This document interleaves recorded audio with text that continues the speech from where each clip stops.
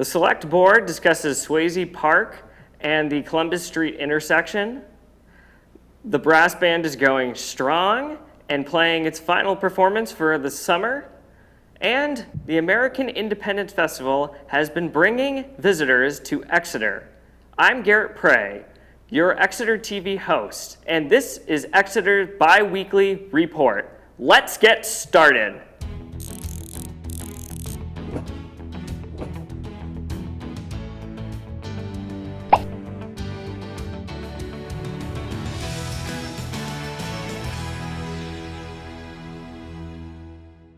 The Select Board has had 2 meetings since our last report. Let's take a look on what was on the agenda. On July 12th, the Select Board held a joint meeting with the Swasey Parkway trustees to discuss the role of the trustees and the potential closure of the parkway to vehicular traffic. I think the purpose of, or at least the task handed to and taken from the Swasey Parkway trustees has shifted quite a bit in the last 12 to 18 months. So I think it's imperative that we have this discussion and sort of figure out what's necessary, what's no longer necessary. I feel that you have the power to open that up and make it one way. There's nothing in the trust that says it has to be 2 ways. The board followed up on this agenda item at their July 19th meeting. As you all know, the parkway was closed in spring of 2020 due to the pandemic to allow folks to be able to be out in the fresh air, socially distanced, get exercise. The parkway was closed to vehicular traffic. Making the parkway a one-way street sort of negates the safety of having a closed parkway. I move that we close the parkway to vehicular traffic through Monday, September 6th, 2021. Second. Motion and a second. Any further discussion? Seeing none, all those in favor? Aye. Aye. Opposed? Motion passes unanimously.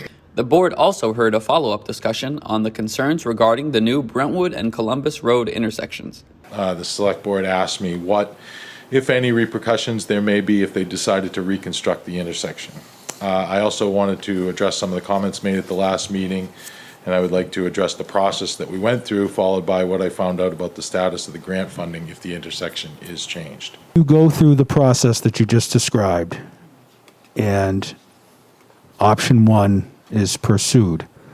The town of Exeter would not have to reimburse the federal money that we've already received. However, moving forward to construct option 1 would solely be 100% on the town of Exeter. Yes, not only to construct it, but to go through the process. The whole process. The local concern, host the local concerns meeting, develop the design and the alternatives, go through the NEPA process, and then construct it. We have some options. We have costs. We have potentially other neighbors that may like it. I don't know. I mean, I know who's here. And, that's the problem we had 3 or 4 years ago, frankly, with, whether somebody got a flyer or not. And it's not just this project. I mean, this is an ongoing problem for town government forever. I mean, you send out a notice and people don't show up. And, short of, taking them and bringing them here, I mean, that's an age-old question. And that's something we've tasked the communications committee with, is how do we get more representation? We've had select board meetings here with no one sitting here. Watch the full meeting on our video on demand at exeternh.tv or on our YouTube page. Just search for Exeter TV. There's one more chance to catch the music of the Exeter Brass Band for their final performance this summer.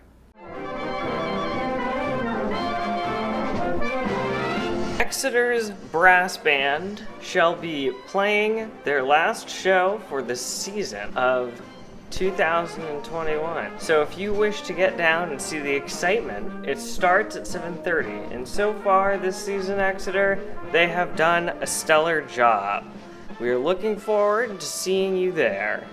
Or you can tune in to Channel 98, Exeter.tv, our Facebook page, or YouTube channel. The American Independence Festival is coming to a close this weekend. The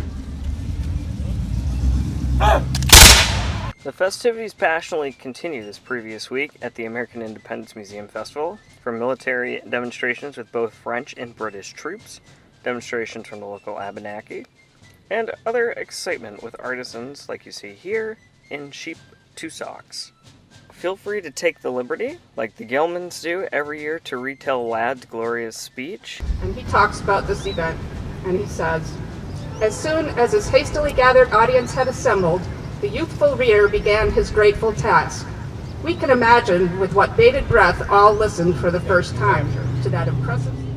In Congress, July 4th, 1776, the unanimous Declaration of the 13 United States of America. Stop on by tomorrow for more excitement, for more reenactments, and just remember, there's also a little bit of a beer garden.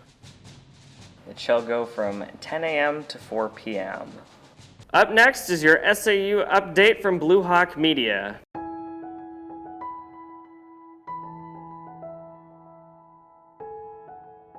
Looking to get caught up on school board meetings, high school sports, and more?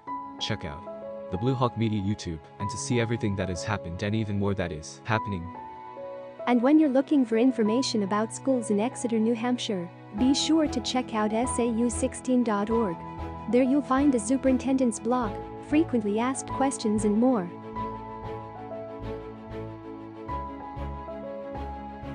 We're also looking forward to putting together a special video to show the installation of the new turf at Exeter High School. For everything from the first school board meeting in August to graduation in June, Blue Hawk Media will bring it all to you on Cable Channel 13, YouTube, and Facebook. And that does it for today, Exeter. Check in with us in the next 2 weeks, August 6th, for your next bi-weekly report. We'll see you there.